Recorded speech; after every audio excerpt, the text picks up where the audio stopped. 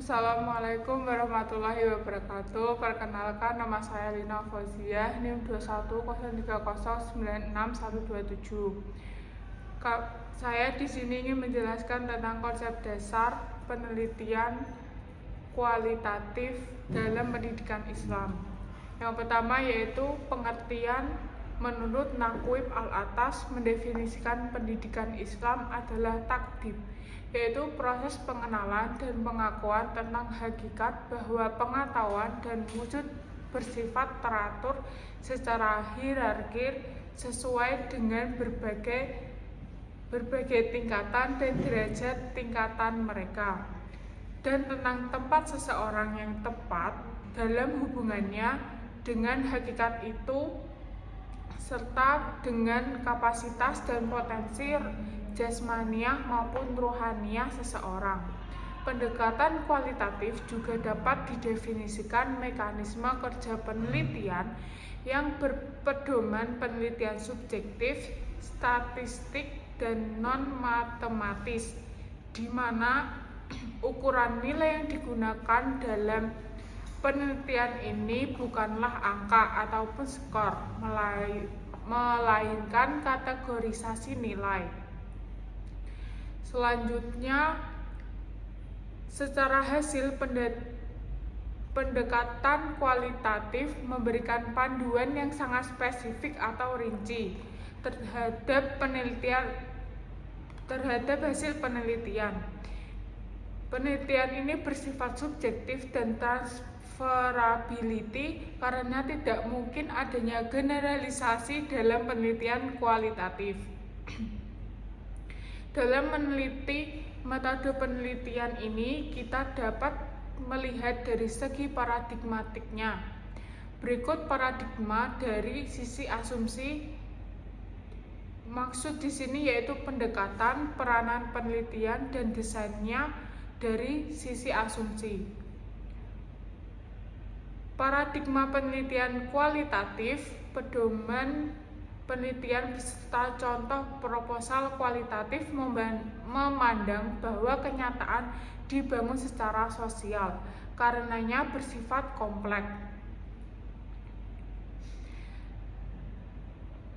Berdasarkan tujuan penelitian, yaitu dibedakan menjadi dua, yaitu penelitian terapan. Penelitian terapan adalah penelitian yang diarahkan untuk mendapatkan informasi agar dapat digunakan untuk memecahkan masalah. Misalnya, penelitian tentang metode pembelajaran yang tepat untuk meningkatkan hasil belajar agama Islam. Yang kedua yaitu penelitian murni atau penelitian dasar. Dalam penelitian ini dilakukan dan diarahkan sekedar untuk memahami masalah penelitian secara mendalam tanpa ingin menerapkan hasilnya. Penelitian dasar bertujuan untuk mengembangkan teori dan tidak memperhatikan kegunaan yang langsung bersifat praktis.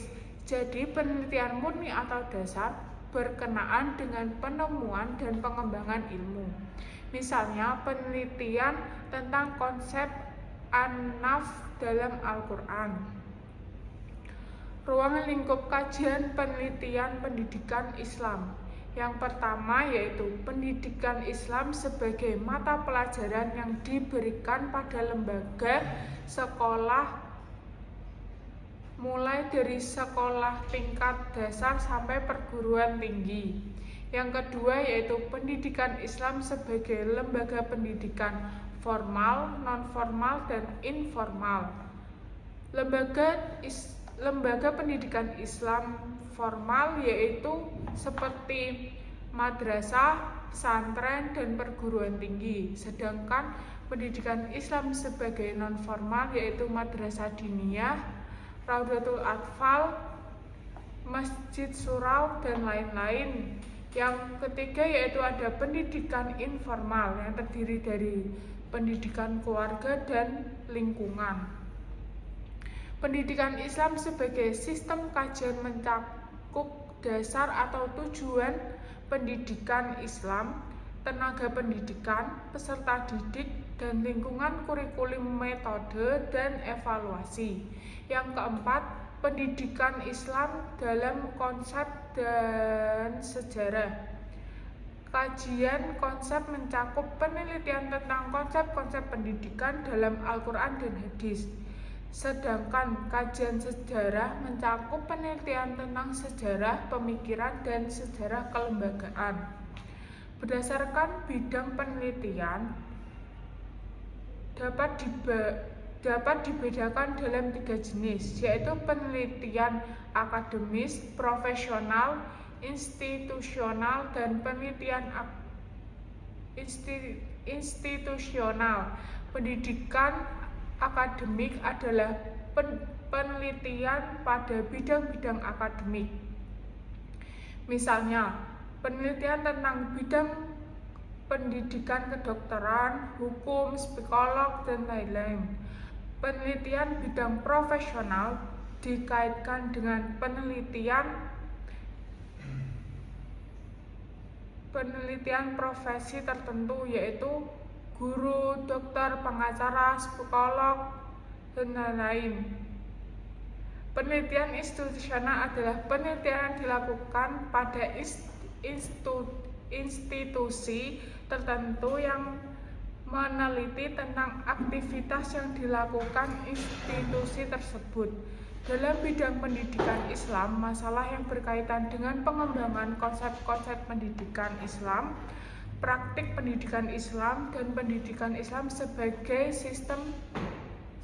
sistem merupakan bagian dari bidang akademik dalam penelitian pendidikan Islam.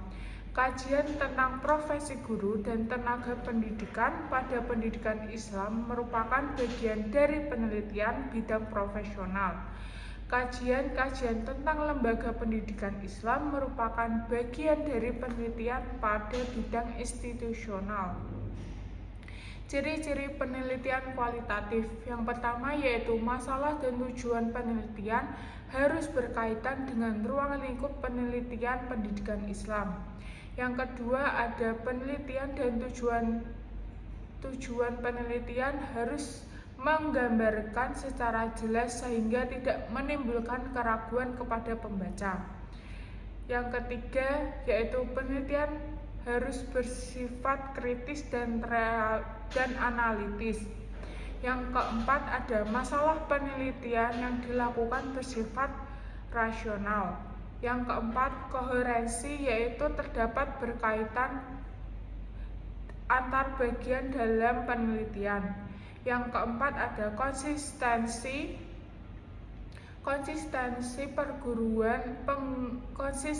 penggunaan istilah dalam penelitian.